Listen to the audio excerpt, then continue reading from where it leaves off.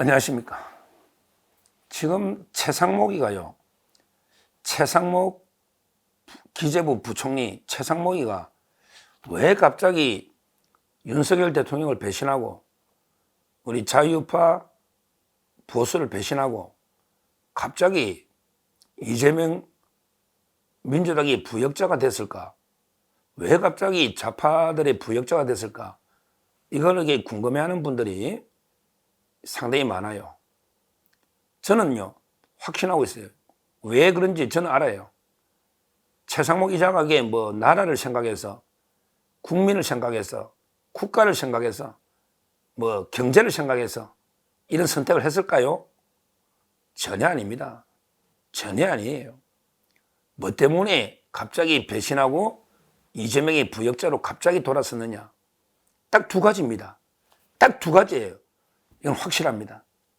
하나는 이거 본인이 처벌을 피하기 위한 거예요. 자기가 살기 위해서.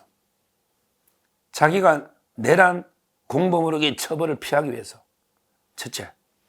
두 번째, 탄핵을 피하기 위해서. 자기가 대통령 놀이 해보니까 군대 가서 군복 입고 폼 잡고 하는 그게, 대통령이 할만하네. 이런데 대통령 노름이 재미가 있는 거예요. 그러니까 탄핵 당하면 안 되잖아. 대통령이 좀 돼야 되는데.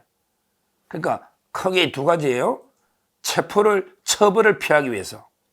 두 번째는 탄핵을 피하기 위해서. 제가 증거를 말씀드리겠습니다. 최상목 이자가 형사처벌 엄청나게 겁이 많거든요. 그건 제가 잘 알죠. 겁이 많아요. 물론 이게 누구든지 처벌한다면 겁나죠. 근데 유난히 많아요. 그래서 우리 기사 중에요. 최상목 이런 옛날에 2017년 3월 2일 기사입니다. 2017년 3월 2일 서울신문의 기사입니다. 검색해 보면 돼요. 2017년 3월 2일 서울신문의 기사인데요. 기사 제목이 아주 의미가 있어요. 기사 제목이 고영태, 이성철, 최상목 이렇게 되어 있습니다. 특검 피한 조연들, 검찰도 피해갈까? 제목이 아주 이상하죠? 제목이 고영태는 누군지 알죠? 고영태는 최서원 씨하고 연루됐던 펜싱 고영태, 원래 나중에 박근혜 대통령 배신해가지고 폭로했던 이게 무슨 의인입니까? 나중에 범죄자지. 자기 범죄 숨기려고 했던 이자가 고영태잖아. 고영태. 그 다음에 이성철. 이성철은 가수 이성철이하고 이름 똑같은데 정경련의 상금 부회장이야. 옛날에 전국경제연합회 정경련이라고 있잖아. 정경련의 상금 부회장인데 K재단, 미르재단 기억나죠? 요걸 돈을 다 기업들 모은 요게 이성철이야. 나중에 민주당한테 비례 뺏지 않아달라고, 국회의원 뺏지 달라고 했던 자입니다. 그 다음에 최상목이가 여기 나와. 최상목, 이성철, 고영태. 이 자들이 특검을 피했단 말이야. 일은 많이 했는데 특검을 피해갔다. 이 말은 특검한테 온갖 정보를 다 줘가지고 내만 살려주려고 피해갔다 이거지. 그래서 검찰도 피해갈 수 있을까? 이런 제목이에요. 그때요. 그때 최상목이가 뭐 했냐? 그때 대통령실에 박근혜 대통령 때 경제금융비서관인가 했을 거예요. 박근혜 대통령 때 경제금융비서관을 하면 이게 요직이죠. 그러니까 재단을 갖다 설립할 때 재단의 위치는 어디 하고 사무실 어디 없고요. 각 기업들마다 얼마씩 할당하고요. 이랬단 말이야. 이러면 처벌되는 게 맞죠? 그때 처벌돼야 되잖아. 그때 왜 우리 조윤선부터 블랙리스트는 전부 다 처벌됐잖아. 비서관들 다 밑에 행정관까지. 그런데 미르재단, K재단, 경제금융비서관이 가장 일을 많이 한 비서관이 처벌을 피해갔다. 이게 이상하잖아. 아마 그때 있는 거 없는 거 특검에 다 풀었겠지. 박근혜 대통령 배신하고 온갖 거 다 풀었겠지. 이건 제가 유영하 변호사인데 확인해 봐야 되겠네. 유영하 변호사인데 다 풀었겠지. 그러니까 이게 특검이 봐줬겠지. 아마 그때 특검이 박영수인데 수사팀장이 윤석열이잖아요. 아마 윤 대통령이 그때부터 최상목을 아꼈을지 몰라. 그러니까 배신감이 더 클 수도 있지. 윤 대통령이 수사팀장이 그때 최상목이 구속될 걸 내가 한 봐줬더니 배신하는 이럴 수도 있는 거예요. 그때 특검을 피해가고 살아남았잖아. 야, 이거는 그만큼 자기 처벌 피하려고 있는 거 없는 거 협조한다. 이런 성격이라는 게 나타난다. 이 말입니다. 그러니까 이번에도 민주당이나 이재명이가 야, 최상목 너 국무회의 갔잖아. 너 강제 불법이야. 너 내란 공범이야. 갔으니까. 네가 가서 반대하든 말든 간 자체가 내란 공범이야. 너 처벌돼. 구속돼. 너 무기징역 살아. 뭐 이렇게 겁주면 쫄잖아. 이래서 협조했다. 이게 저는 첫째 이유로 봅니다. 왜? 옛날에도 그랬으니까. 한 번 배신한 사람은요, 영원히 배신합니다. 저 그랬잖아. 한 번 배신자는 절대 다시 배신하는 게 불변의 철칙, 아이런 로, 철칙이라고. 철칙. 그러니까 이번에도 자기 처벌이 무서워서 이재명한테 투하겠다. 이렇게 보는 게 첫째 이유입니다. 그 다음에 두 번째, 탄핵. 이것도 기사가 났어요. 이것도 기사가 났습니다.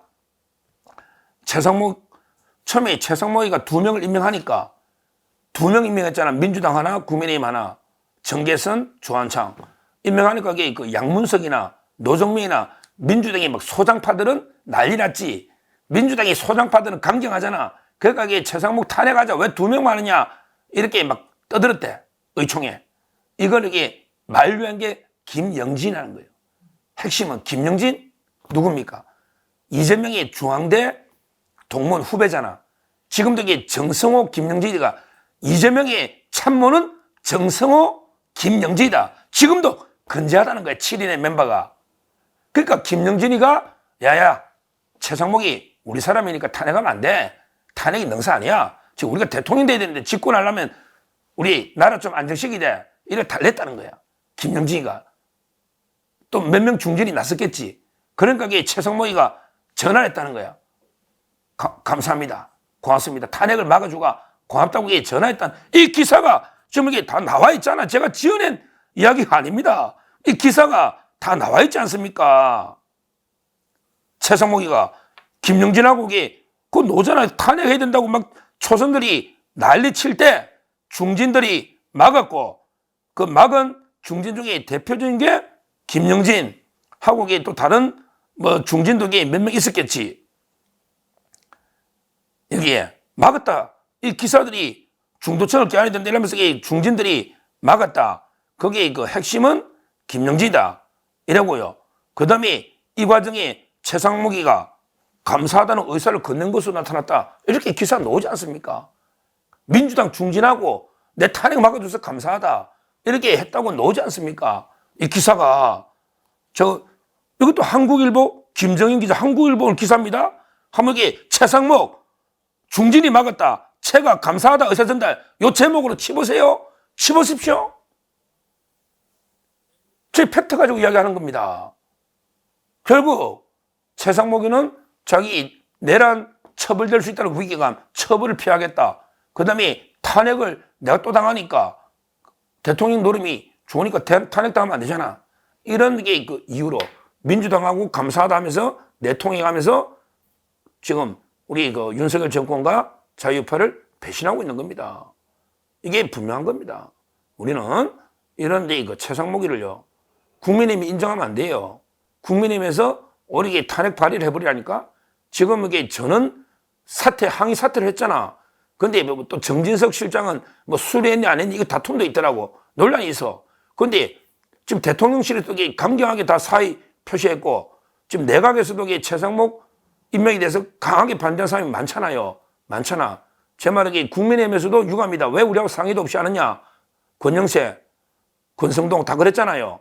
따라서 저는 반드시 최상목을 끌어내려야 됩니다. 반드시 국민의힘에서 앞장서서 끌어내려야 된다. 끌어내려야 된다. 안 그러면 민주당이 부역자가 돼가지고 계속 할 겁니다. 물론 그 한덕수 대행이 살아오면 권한대 20박 가처분에 살아오면 뭐 당연히 끌어내려지겠지만 지금에도 우리 국민의힘에서 끌어내리지 않으면요 계속 그 민주당의 부역자가 되고 앞으로 그 마흔에게도 임명할 수 있는 거고요. 마흔에게 또는 대통령 체포나 그다음에 대통령 탄핵에 적극 협조할 이럴 진짜 배신자입니다. 적극 협조할. 따라서 우리가 무조건 최상목은 어떻게든 끌어내려야 된다. 이렇게 말씀드립니다. 감사합니다.